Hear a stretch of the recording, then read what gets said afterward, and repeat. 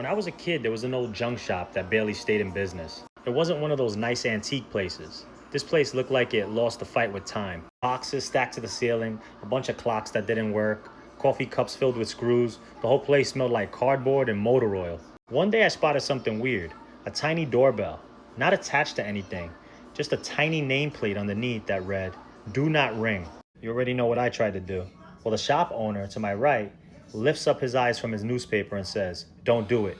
I said, "Why not?" He said, "Because every time somebody rings it, a person walks through that door looking for something that they lost years ago." I laughed and pushed it anyway.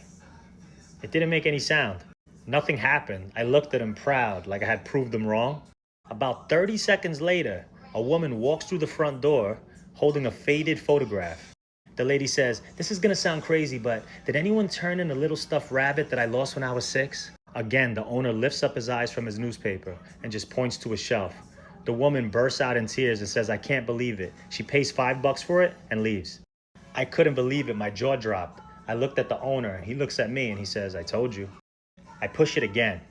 This is where it gets creepy.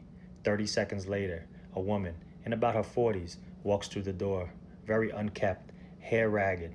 She was holding a pink bathing suit in one hand and a little blanket in the other. Looked like she's been crying.